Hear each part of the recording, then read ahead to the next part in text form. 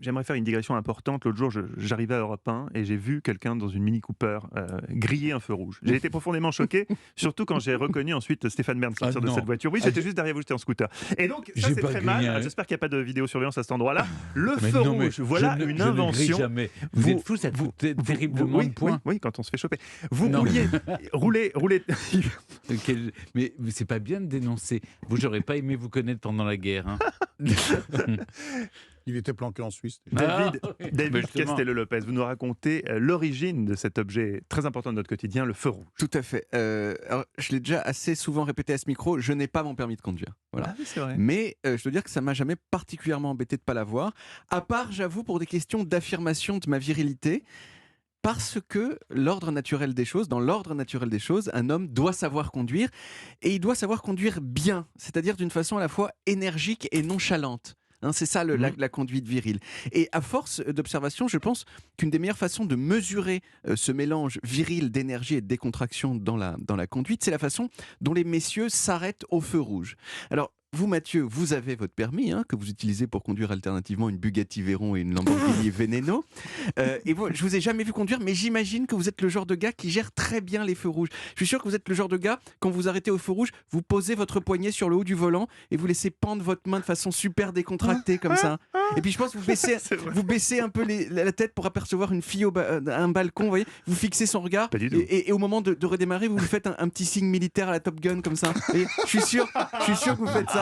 Uniquement avec ma compagne, Voilà. quand je la vois dans la rue, effectivement. pas Et dans là, Sophie. vous mettez les gaz pendant que moi, je pédale comme un con en vélib à côté. Voilà. C'est ça, le folklore viril du feu rouge.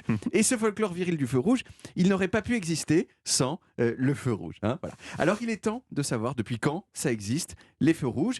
Les feux rouges, ça existe depuis 1868 à Londres, où il y en a un qui a été installé devant le Parlement pour réguler le trafic de carrosses. C'était un feu rouge au gaz qui était actionné par un policier qui était préposé uniquement à ça. C'était son travail. Et malheureusement, ce feu rouge au gaz, il a explosé l'année suivante à la gueule du dit policier. Non. Et du coup, il a été supprimé. Le policier a été blessé, le feu rouge a été supprimé. Mais le feu rouge est rené.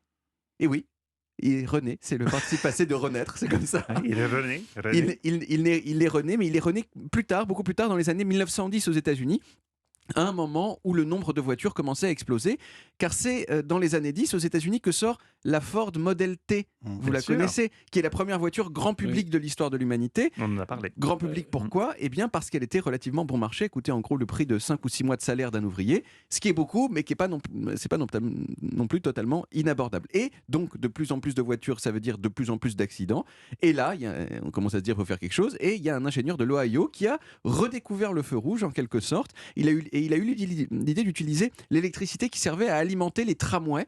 Et il a installé comme ça le premier feu rouge moderne de l'histoire à Cleveland en 1914. Voilà, vous voyez, c'est Est-ce un qu'il peu était plus de 100 déjà ans. avec le vert, l'orange et le rouge ou non? Non, il était que rouge. Il était que rouge ou rien. Voilà. D'accord, rouge ou rien. Alors bien sûr, à ce moment-là et pendant encore des décennies, le feu rouge, il était actionné manuellement par un policier qui se trouvait dans une petite cabine aux intersections. C'est un policier de petite taille. Oui, mais- peut-être, effectivement.